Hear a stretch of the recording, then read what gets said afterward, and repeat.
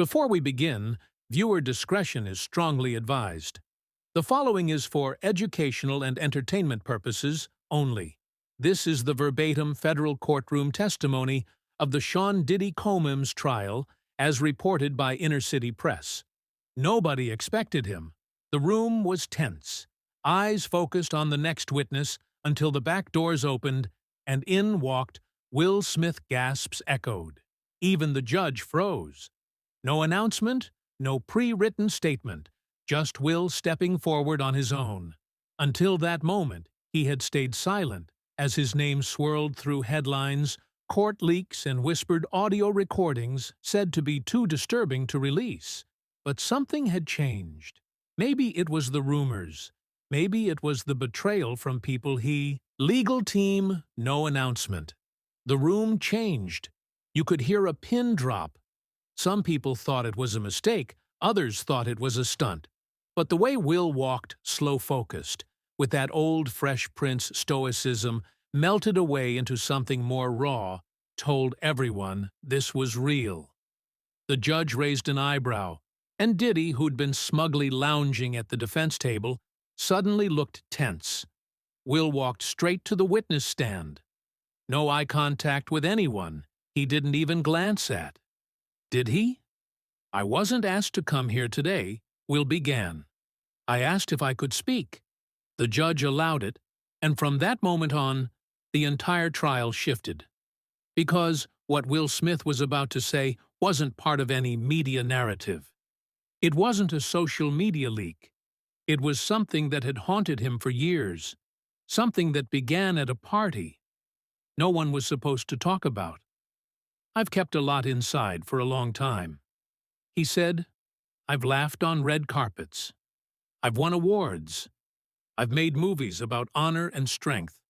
But none of that can hide what I saw, what I experienced, and who made it happen." He turned just slightly toward Diddy. "You did." Will Smith told the courtroom that it started like many Hollywood stories do, with an invitation. It came through a mutual contact, someone I'd worked with before. The way they framed it, it was supposed to be a celebration. Diddy's birthday. Nothing wild. Just music. Networking, a place where stars could unwind. I'd been to things like that before, so I didn't question it. But the moment Will arrived, he knew something was off. It was at this massive mansion in the hills. Black SUVs at the front, security everywhere. The second I stepped inside, my phone was taken. That should have been the first red flag. They said it was for privacy, to protect the guests. But it felt like something else. Like they didn't want anything getting out. He was ushered inside. The lights were dim, the music low and strange, ambient, rhythmic, almost hypnotic. There were no cameras you could see, but there were mirrors everywhere. It felt like someone was always watching. Will said that after a few drinks and some casual conversation, Diddy approached him directly. He said something like, "Now you're part of the family." And he smiled that smile. It wasn't warmth, it was ownership. Will said he followed Diddy into a back room thinking they were going to talk business instead. What he saw shook him to the core. There were people performing, men, women. Some I recognized from film and music. Some looked young, too young. There were others watching like it was entertainment. And did he? He was laughing, like it was the most normal thing in the world. He paused, swallowing hard. "I didn't know how to leave." And that was the point. Once you're in, you're in, Will continued, his voice steady but hollow. "A few days after the party, I got a call. Blocked number. All the voice said was, 'Hope you had fun, Fresh Prince.' Then they hung up. He thought it was just a weird prank, until an envelope arrived at his office. It was unmarked. Inside was a flash drive. I almost didn't look, but I did. It was footage from that night of me sitting on a couch, clearly out of it. I don't remember being that out of it. But there, I was laughing at something I couldn't even remember. There was a voice behind the camera, Diddy's voice, saying, "That's how we keep him." Will testified that the fear he felt in that moment was unlike anything he'd ever experienced. "I realized I wasn't invited to that party. I was initiated." He said, "That's when the manipulation began. I'd get invites to more parties. I declined. Then suddenly, movie roles I was in, talks forgone, people I worked with for years stopped calling. Rumors started online that I was gay, that I was unstable, that I was cheating. I knew what it was. It was pressure. Diddy didn't need to say it. He just made it clear that silence was the cost of peace." And so for years, Will said nothing. He smiled through interviews, brushed off rumors, focused on work. But every time I saw a news story about someone else speaking out, Cassie, Don Richard, even Meek Mill's name being dragged into this, I thought, if they're speaking, why am I still quiet? He looked around the courtroom. Diddy didn't just ruin people's careers. He made them fear telling the truth. And that Will said was what finally brought him to court. Will paused, glanced at the jury, and leaned closer to the mic. It wasn't just a video that was the leash. He said, from that moment on, everything he did felt like it had strings attached to it. He explained that calls would come through his agent, invitations to events, meeting, projects. When he said no, things would shift behind the scenes. I'd say no to a Diddy event, and the next week I'd find out a greenlit project. Suddenly wasn't greenlit anymore. He said this didn't happen once or twice, it became a pattern. Diddy didn't have to threaten people.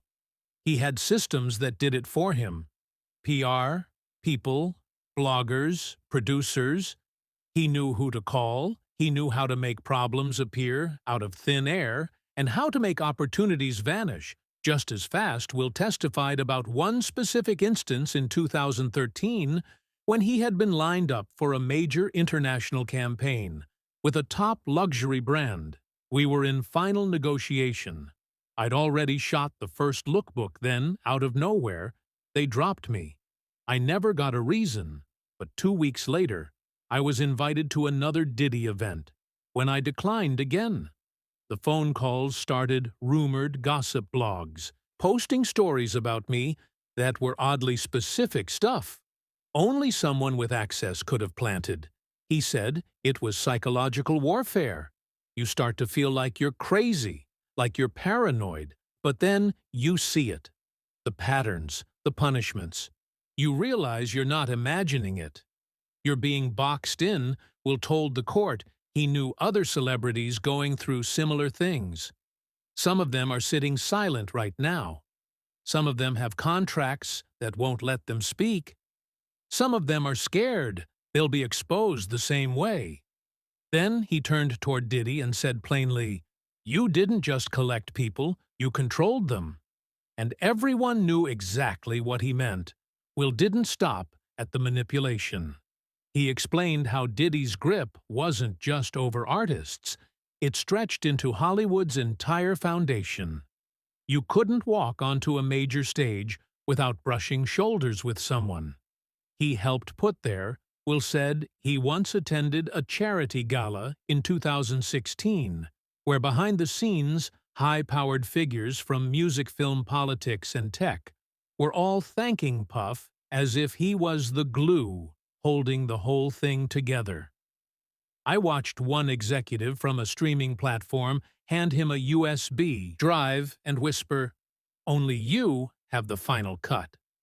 Will didn't say what was on the drive, but he said it confirmed what he'd feared.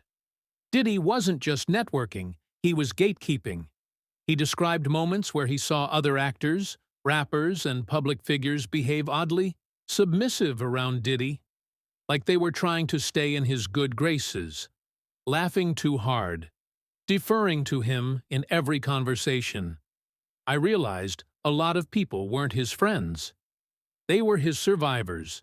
Will testified that one reason he stayed silent so long was because he thought speaking out would blackball him permanently. But then I realized I'd already been black.